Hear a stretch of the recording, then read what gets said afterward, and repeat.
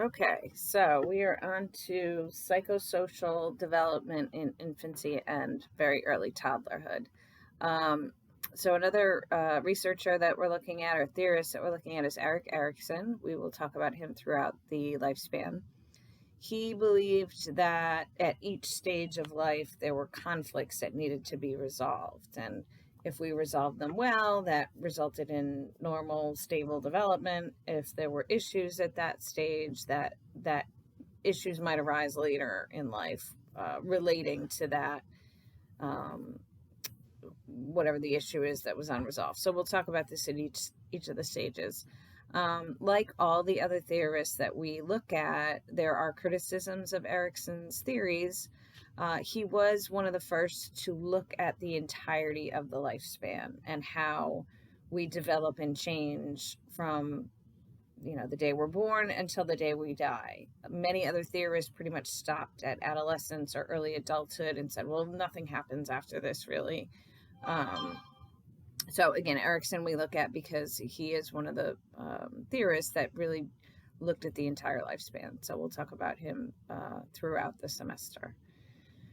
The first of Erikson's stages is in infancy, and the first year. Trust versus mistrust is the name of his first stage. And basically, what infants need at this stage is a responsive, caring, compassionate adult as their primary caregiver. Um, Someone who tries to understand what the infant is saying and respond to those needs in a timely fashion.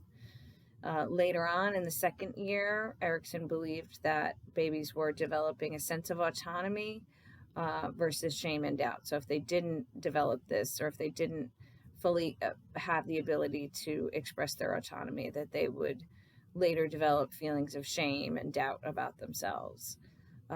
If you've ever been around a 2-year-old, you know that things like "me do" is one of their favorite phrases. And so, one of the ways that you can kind of strengthen this sense of autonomy at this age is when it's possible, let the 2-year-old put on their shoes or choose their hat or whatever it is. Obviously, you can't let them do some things that would be harmful to them, buckle themselves into their car seat entirely on their own or whatever. But when possible, to give them, a little bit of choice in their daily life is a good thing. Emotions are present at birth. Babies will smile. Um, in the first couple of weeks of life, it's really not considered a social smile. So it's not in response to another person.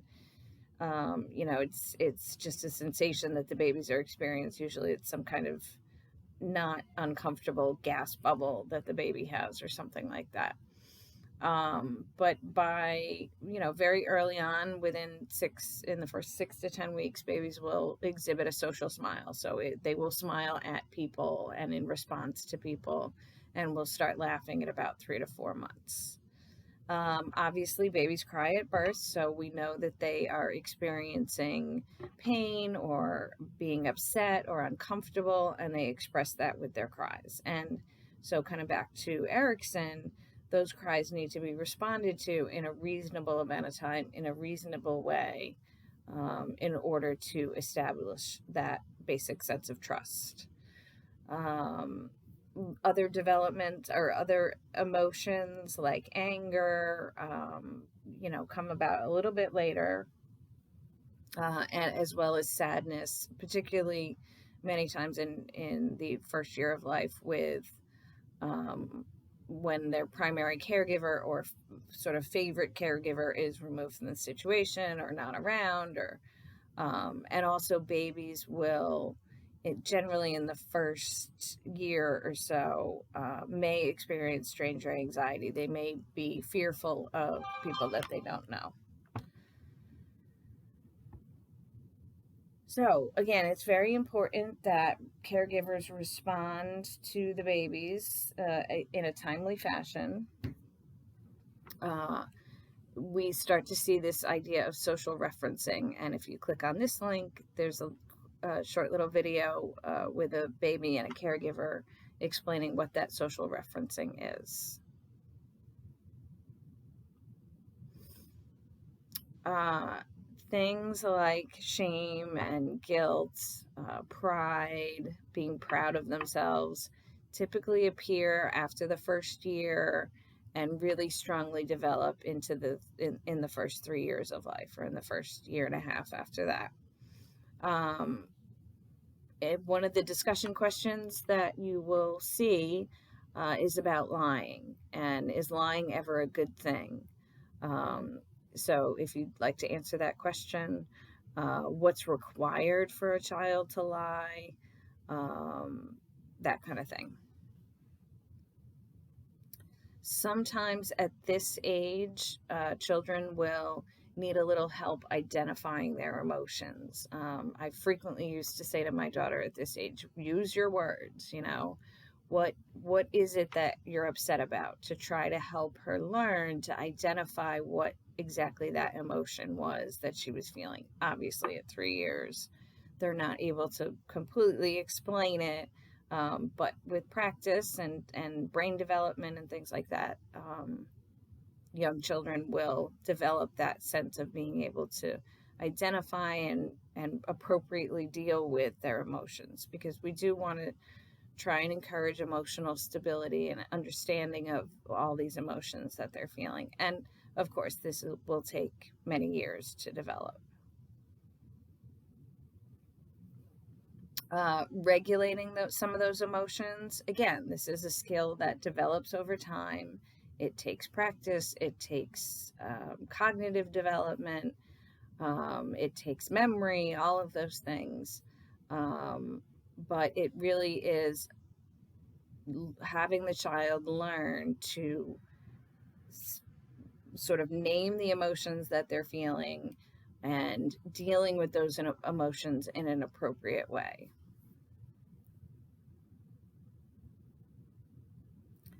There are many different theories on temperament. Thomas and Chess were some of the researchers that looked at temperament. We'll also look at Mary Ainsworth.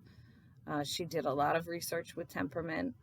In general, children can sort of be divided into these 4 categories. Also, a temperament is considered our innate, inborn way of dealing with the world around us. So it's present at birth, it's individual to each baby, and the environment then shapes that temperament into sort of the child's personality. So it's temperament, it's environment, it's social conditions, it's all of those things combined. It could even be things like medical conditions, could strengthen or weaken or bring about more parts of the child's temperament. If you see here, this is a picture of Manny. I would classify her as an easy child. She was always a relatively friendly, easygoing child. So, some babies are seem to be more biologically predispositioned to be shy and have difficulty with uh, shyness. Okay, so sorry for the little blip interruption there. I'm trying to do this from home, like many of you are also. Um, so the biological basis of temperament, it does seem to be biologically based. Again, it's something that is present at birth, um, and things like shyness and sociability seem to be one of the early sort of factors of temperament that are present very early on. And again, that's shaped by the environment around us, by child rearing practices and the social sort of norms around us. I had a student last semester post a very interesting discussion topic about how shyness is perceived in different cultures based on whether it was a collectivist culture or an individualistic culture. So, if any of you are interested in that, there's another interesting discussion topic that you might want to do a little bit of research on. Uh, Temperament continues to develop. It tends to be a little bit more stable after the age of 3. Um, and we'll look at those ages in the next couple of chapters. So, like I said, genetic influences, there are differences seen in siblings, obviously, and as well as identical twins. So it's not entirely based on genetics. There are other influences that affect temperament. The idea of goodness of fit is generally the looking at the temperament of the child and the type of environment that the child is born into. Okay, so this goodness of fit idea is sort of like, a puzzle piece fitting together where the parenting style is a good match for the child's temperament. So, an extremely shy child may struggle with a family or a caregiver who's, constantly encouraging the child and pushing the child to go out there and meet people and talk to people and see new faces, and all of that might be overwhelming for a child who's overly shy. Whereas a parent or a caregiver who doesn't have to have the same temperament as the child, but just needs to respond to that child's particular temperament. So even an outgoing parent or caregiver may see that this child is, more cautious, a little bit more shy, and then is able to encourage the child, but not overly push them to do things that they're nervous about. Here, if you click on this link, this talks about looking at attachment and what's important for attachment. It's a relatively old research study that was done with Harry Harlow and monkeys. It's rather disturbing. The monkeys aren't physically harmed, but some of the monkeys are raised by these wire sort of mothers that only provide sustenance and food, but no, warmth and emotional security. So it's disturbing to watch. If you prefer not to, that's perfectly fine. You can read up about the study in text if you would prefer. So again, early consistency in caregiving, parental sensitivity, caregiver sensitivity, and being a good fit with those that baby's characteristics are all important for a solid attachment. Children can develop multiple attachments. So the Harlow video doesn't entirely talk about the importance of attachment and exactly what it is. So it is in your text, but it's that close bond that a child has typically with their primary caregiver at birth. Many times that's the child's biological mother, but whoever that child's primary caregiver is, where that child will develop that first attachment. And they see that person as a safe space, a safe place.